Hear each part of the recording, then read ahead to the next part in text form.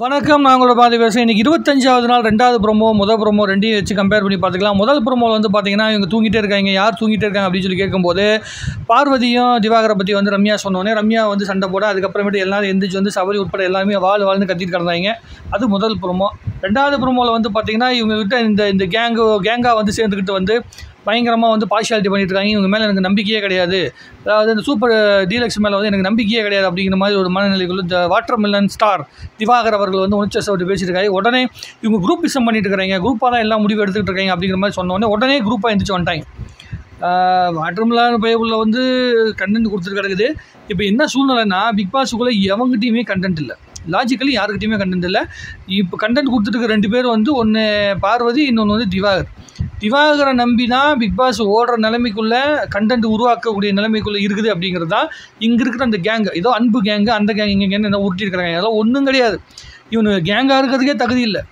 Kavin group, அப்புறம் இவங்கெல்லாம் ஒரு குரூப்பாக இருந்த இந்த என்ன சொல்லுவாங்க கோவா கேங்கு, இந்த மாதிரிலாம் ஒரு கேங் இருந்துச்சு. கோவா கேங்கே காமெடி கேங்கு தான்.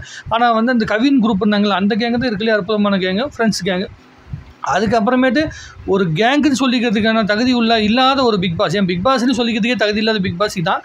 உடனே இவங்க வந்து கேங்காக கொண்டு போய் சண்டை போடுறாங்க. சபரி எதுக்கு வந்து உணர்ச்சிப்பட்டு வாழ்னு கத்துறான்னு தெரியல. சாப்பாடு விஷயத்தில் யார் பார்ஷியாலிட்டி பார்க்குறாங்க, சோத்தில் கூட பார்ஷியாலிட்டி பார்க்குறாங்க. இவனுக்கு இந்த வாட்டர் மில்லன் ஸ்டாருக்கு என்ன தெரியுமா ஒரு மேட்ரு, டெய்லியும் வந்து பார்த்திங்கன்னா ஒரு குண்டா, இந்த சமைக்கிற குண்டா இருக்குல்ல, எல்லாருமே சாப்பாடு எடுத்துக்கிட்டு அப்புறம் மீதி குண்டாவில் எவ்வளோ இருக்கோ அந்த குண்டா தூக்கிட்டு அப்படியே கொண்டு போய் கையில் கொடுத்துட்டிங்கன்னா அந்த ஆள் சாப்பிட்டு இருப்பார்.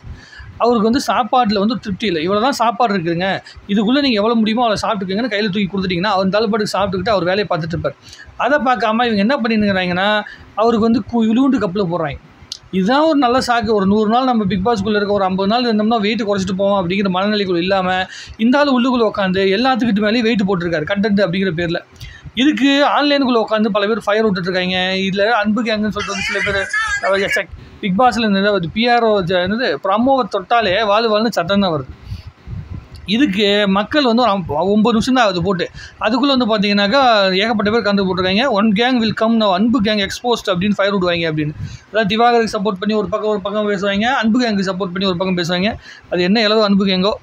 ஆஃப்டர் வீக்கெண்டு இந்த என்னது தர்பூஸ் க்ரஷு திவாகர் வந்து பார்த்திங்கன்னா என்ன சொல்கிறது கிளைம் த வால், அதாவது வால் மேலே ஏறி ஓடி போயிடுவார் அப்படிங்கிற மனநிலைகள் வச்சுருக்காங்க. அந்த ஆள்லாம் போகவே மாட்டான். அந்த ஆளு பொறுத்த வரைக்கும் என்னென்னா கண்டென்ட்டே அந்த ஆளுக்கு வந்து பார்த்தீங்கன்னா இவங்களை இரிட்டேட் பண்ணுறது தான் கண்டென்ட்டு.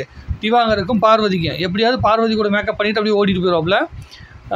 சர்ப்ரைஸ்லிங் கிவிங் ஃபயர் டு அன்பு gang for attacking water melon star. இவங்களுக்கு என்னென்னா பல பேருக்கு வந்து இந்த ஆள் வந்து பேசுகிற சில விஷயங்கள் தப்பாக இருக்குது அப்படிங்கிறனால இந்த ஆள் அட்டாக் பண்ணிட்டா ஒரு பெரிய விஷயமா இது மாதிரிலாம் பேசிட்டு இருக்காங்க. இந்த ஆள் அட்டாக் பண்ணுறதுனால என்ன பெரிய சாதனை ஒன்றுமே கிடையாது. இவங்க ஒருத்தனுக்கு கேம் இல்லை அப்படிங்கிறது தான் உண்மை.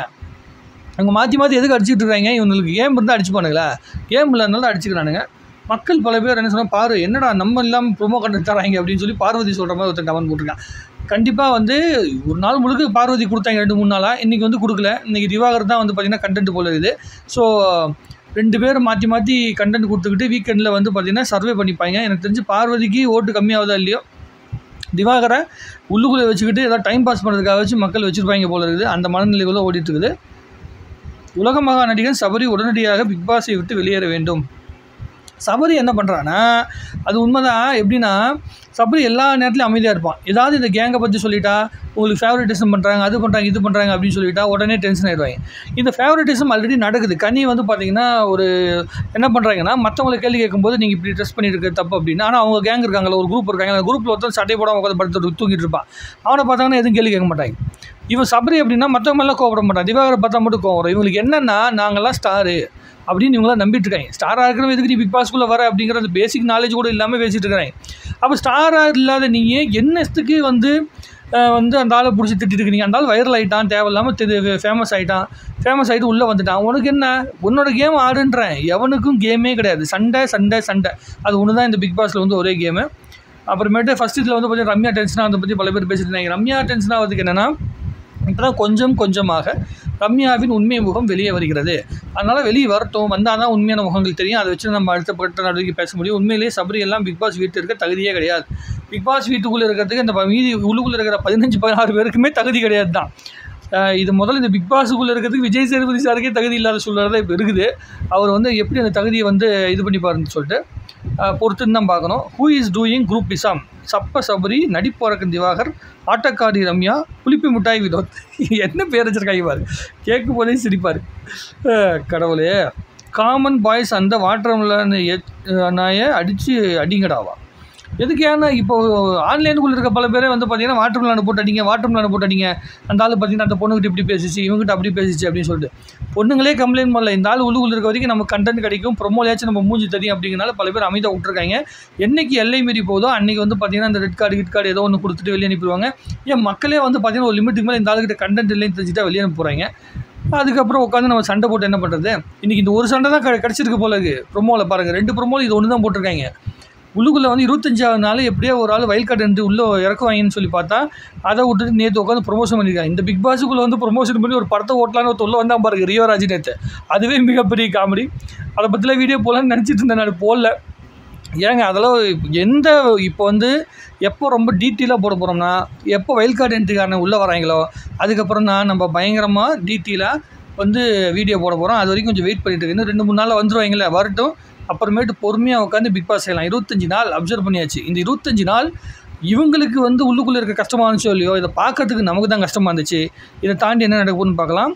தர்பீஸ் தாக்கப்பட்டாரா, மிச்சம் தின்னும் கேப்டன் வந்து சுத்தம். இந்த பிரவீன் பையன் இருக்கான் பாருங்கள், 1ஆம் நம்பர் வைத்தியம். நம்ம என்ன சொன்னால் அந்த எதுவுமே பேசுறதில்லை. ஏன்னா ஆல்ரெடி நம்ம நிறைய இடத்துல வாய் விட்டுருக்கோம். ஏற்கனவே பல பேர் கேப்டனாக இருக்கும்போது வாய் விட்டுருக்கோம். அட்டென்ஷன் சார் அப்படி இப்படின்னு கத்திக்கிட்டு வந்து உருட்டிகிட்டு இருந்திருக்கேன்.